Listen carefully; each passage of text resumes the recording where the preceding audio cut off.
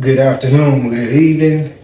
Blessed to see another day. Hope you're having a great weekend. Minister Carlson, Little Senior, enforcer of God's truth. Just here to shine a light on God's truth. Not here to condemn anyone. This is never condemnation. This is always an invitation to get into the truth of God. All right. So today, I just want to double back, again, and just cover things. And what I want to say is that every case of remarriage is adultery. All right, look, we're gonna get into the Bible. We're gonna talk Bible. We're gonna talk God. Okay. First, I got notes on my phone, so I'm gonna be going back and forth. And I got my Bible right here. The first thing we need to do is acknowledge that marriage designed by God was a one flesh till death covenant. All right, let's agree on that. That's what the designer God, Yahweh, created marriage as. Okay. So let's cover this. Let's go over vows. Let's talk about vows. Let's go to Deuteronomy 23, verse 21. I'm going to read it for you right here. I got the NIV.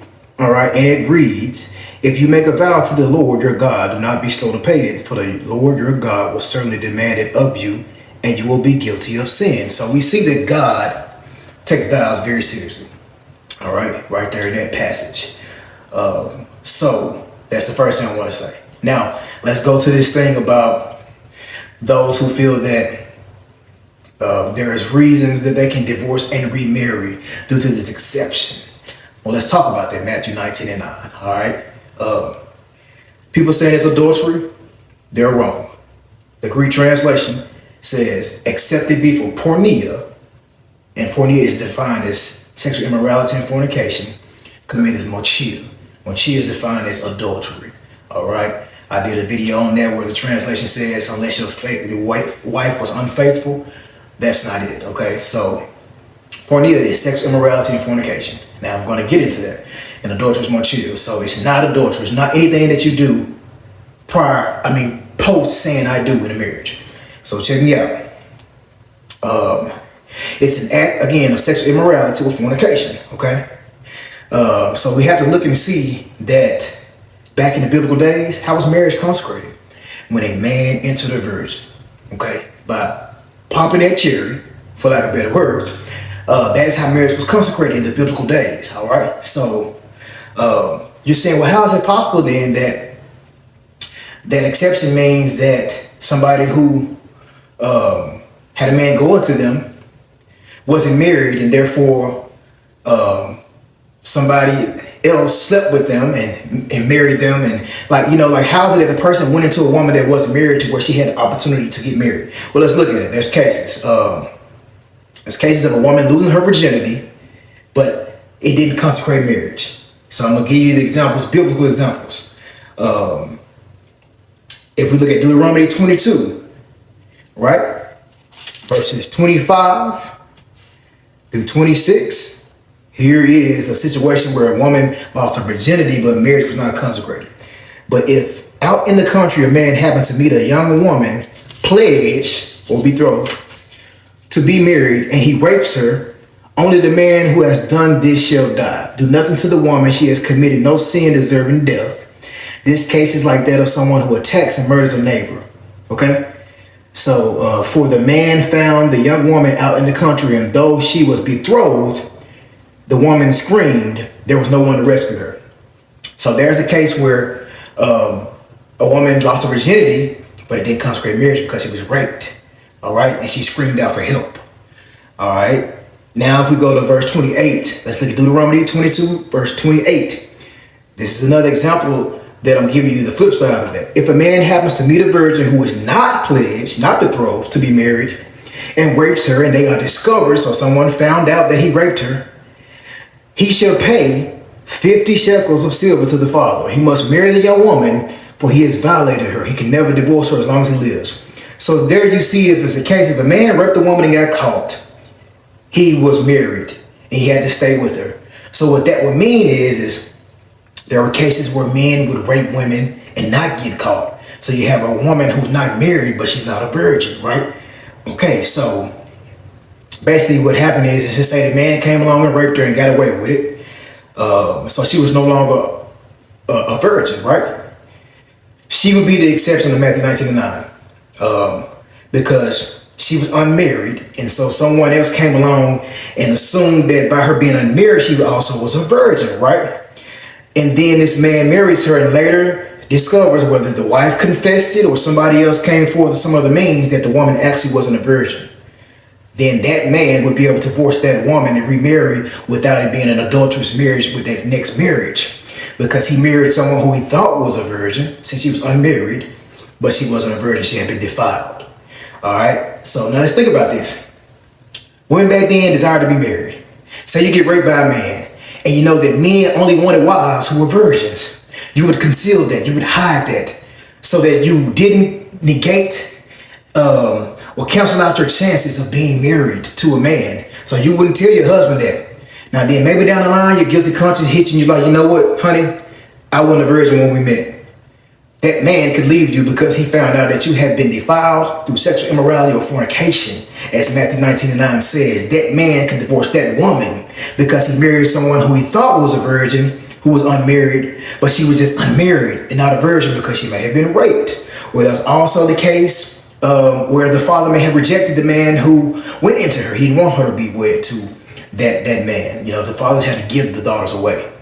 Okay, so are you starting to see now the context of Matthew 19:9? That men were raping women out like crazy back in the day and going on about their business. So you got an unmarried woman who's not a virgin, who ended up getting married, and then that husband discovered, oh, you're not a virgin? Well, I don't want you anymore. They could divorce and remarry. That's Matthew 19:9, okay? So today, that would only apply to those of us who were under the assumption that they married a woman who was a virgin, and after they married them, that woman decided to tell the truth and say, hey, I actually wasn't a virgin. I know you thought I was, but I was a virgin. That would be a Matthew 19:9 exception, okay? It's simple, people. Outside of that, any case of remarriage with the living spouse who you left is adultery. Case closed. It doesn't get any simpler than that. That's the biblical sound doctrine right there. And anyone that's teaching remarriage can be done for any reason, they're going to have to answer to God on Judgment Day for leading people astray. And most of it is from people who have failed to adhere to God's design of covenants and marriage themselves. So they can't even stand on authority and tell you that marriage is till death and that remarriage is adultery. I'm not one of them. So basically, we have to look at the covenant from God's POV. Okay? And what comes to mind is this here. Let's look at covenants from God's POV. In Jeremiah 33:20 and 21, Israel was sinning, cutting up, doing all kinds of stuff. They broke their end of the covenant. So people assume that if we break our end of the covenant, the entire covenant is shattered. Well, guess what God said? Let's read it. Thus said the Lord, if you can break my covenant of the day and the covenant of the night, and that there should be no day and night in their season, then may I also break my covenant with David, my servant, that he should not have a son to reign upon his throne, or with the Levites, the priests, and my ministers. So God said in Jeremiah 33:20 and 21 that you guys broke your end of the covenant. Now, in order for me to break my end of the covenant, because I'm a perfect God and I can't lie, you got to stop the sun and the moon from coming at their appointed time. And if you can do that, then I'll break my end of the covenant. So that is further evidence that God doesn't move from covenants and forsake covenants because we forsake covenants and move, okay? Our God is a perfect God that can't lie like man. And for him to leave a covenant without death and follow you into a new covenant would make God a liar, okay? We got 3 people in a covenant of marriage. All 3 agree that it's till death. God designed it till death, one flesh till death.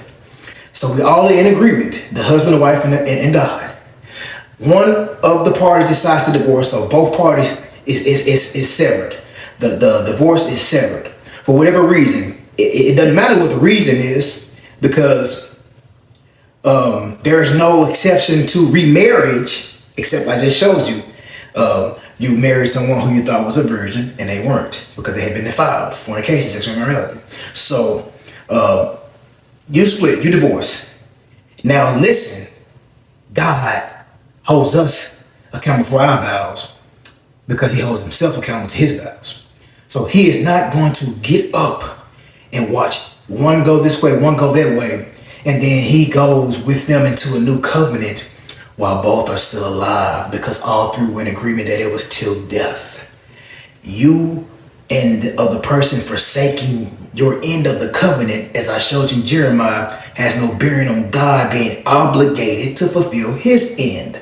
If he said he's in this covenant with you guys till death, and you guys divorce, guess what? That's a sin, and he isn't agreeing with it, but he under no circumstances is going to move into a new till death covenant and honor it while both spouses from the original till death covenant live. You understand? So in that case, every case of remarriage is adultery. You're in an adulterous marriage, okay? So just because you didn't stand on business of the covenant does not mean that our God, who can't lie, can't break promises, is also deciding, you know what, they quit, so I'm gonna quit too. Let's go to a new covenant. Look at this thing from the lens of God, not the lens of man. Man's lens is too low of a standard.